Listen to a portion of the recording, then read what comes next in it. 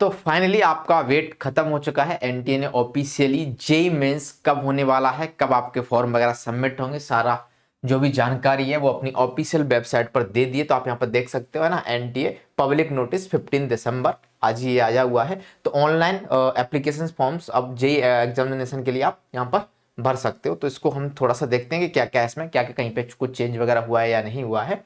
ठीक है, तो पहला ये है कि जो online submission of application form है वो 15 दिसंबर यानी कि आज से ही शुरू है। उसके बाद लास्ट डेट जो फी की है वो 12 जन है, और आपका जो सिटी ऑफ एग्जामिनेशन है कहां पर होने वाला है उसका अनाउंसमेंट सेकंड वीक जैन में मिल जाएगा। उसके बाद एडमिट कार्ड आप थर्ड वीक में डाउनलोड कर पाओगे। फाइनली सबसे इंपॉर्टेंट तो ये कि एग्जाम आखिर कब होने वाला है। तो आप देख सकते हो 24, 25, है ना, 27, 28, 29, 30, 31, 1, 2, 3, 4, 5, 6, 7, ये 7 दिन है जहां पर आपका एग्जाम हो रहा होगा। 2 शिफ्ट हो रहा है, एक सुबह एक शाम।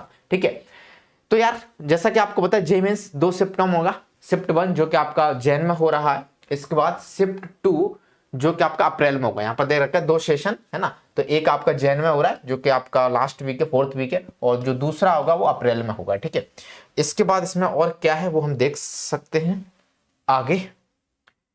एग्जाम पैटर्न की हम थोड़ी सी बात कर लेते हैं। तो जैसा कि आपको पता है मेंस जो होता है जेईई मेंस, है ना, तो एक तो ये पेपर 1, पेपर 2 बीआर वगैरह के लिए होता है और बी प्लानिंग के लिए होता है। हम इस पे फोकस कर रहे हैं। यदि आपको इंजीनियरिंग करना है तो ऑफकोर्स पेपर 1 की बात करेंगे। तो सब्जेक्ट इसमें 3 रहते हैं, मैथ्स, फिजिक्स, केमिस्ट्री। बायोलॉजी नहीं आता ऑफकोर्स, आपको पता होगा, इतना तो मैथ्स के स्टूडेंट है।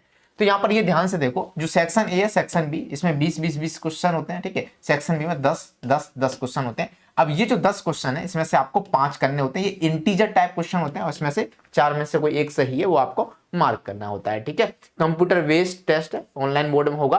टाइमिंग की यदि मैं बात करूं, सुबह 9 बजे से दिन के 12 बजे 3 घंटे, और शाम में 3 बजे से 6 बजे के बीच में 3-3 घंटे के स्लॉट है। अब यहाँ पर कुछ इंपॉर्टेंट जानकारी जो हम पढ़ लेते हैं, क्या कि एक तो ये है कि ऑफकोर्स जो सेक्शन ए है एमसीक्यू बेस्ड है, और जो सेक्शन बी है उसमें 10 क्वेश्चन है जिसमें से आपको 5 करने हैं।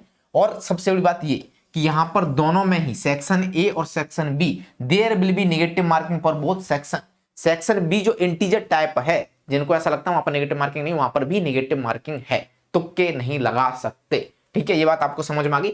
अब दूसरी ये जो लाइन लिखी है कि जो आपके फॉर्म वगैरह हैं, candidates can apply for JEE mains 2023 through the online mode. सिर्फ और सिर्फ ऑनलाइन मोड से ही ये आपको एक्सेप्ट किया जाएगा, और ये आपकी ऑफिशियल वेबसाइट जहां पर आप जा सकते हो, https, ठीक है, jeimeins.nta.nic.in। मेरे को थोड़ा सा ये ब्लर दिख रही है पीडीएफ, और आपको ये सही दिख रही होगी क्योंकि काफी ज्यादा जूम है, क्लियरिटी नहीं है उतनी।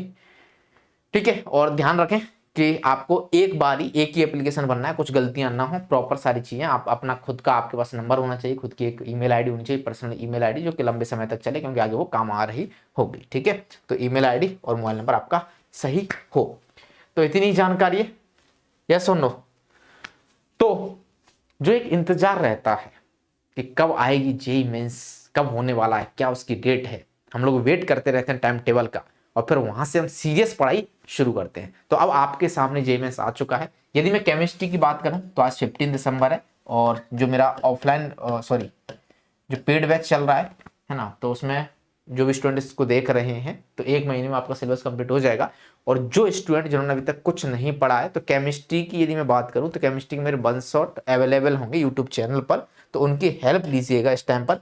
अब एकदम डेप्थ में जाने की बहुत ज़्यादा जरूरत नहीं है, किसी भी चीज़ को एकदम बेसिक लगे पड़े हैं, जैसे आईने के क्लिप में पता चला क्वेश्चन आ नहीं रहे, 10-10 घंटे उसमें मूड मार रहे हैं, नहीं। ठीक है, तो जो छोटे छोटे चैप्टर्स हैं उनको भी कवर करने की कोशिश करो, जैसे polymer chemistry in everyday life, है ना, biomolecules, amines, D block, metallurgy, surface chemistry, इनसे क्वेश्चन आते हैं और बहुत छोटे हैं। वहीं यदि आप 12th चैप्टर को पढ़ो, aldehydes, ketone and carboxylic acid, बहुत सारे समय आपको लगाना पड़ेगा, नेम रिएक्शन, रिएक्शन मैकेनिज्म, पता नहीं क्या क्या। और इतने में जब आप इस चैप्टर को कवर कर रहे हो, उतने में ही आपके 4-5 चैप्टर कवर हो रहे हैं। तो कौन सा ज्यादा बेटर है? ऑफ कोर्स ये ज्यादा बेटर है, क्योंकि इससे आपको 3-4 क्वेश्चन मिलेंगे और इससे एक ही क्वेश्चन मिलेगा। तो प्रॉपर आपको अब सीरियस हो जाना चाहिए। मोस्टली स्टूडेंट सीरियस हो गए होंगे टाइम टेबल आने के बाद, प्रॉपर, है ना। तो जो स्टूडेंट सीरियस नहीं है अब एकदम सीरियस हो जाओ थोड़ा सा। बस मैं लास्ट में ये कहना चाहूंगा कि इस टाइम पे ना जो सबसे ज्यादा काम आता है वो आता है शॉर्ट नोट्स, है ना, और आपका रिवीजन।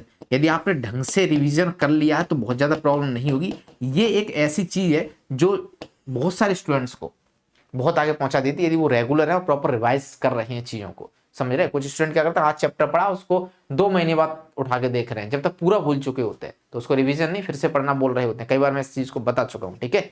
तो उम्मीद करता हूँ ये सारी जानकारी आपके काम की होगी। पढ़ाई कीजिए ढंग से। All the best.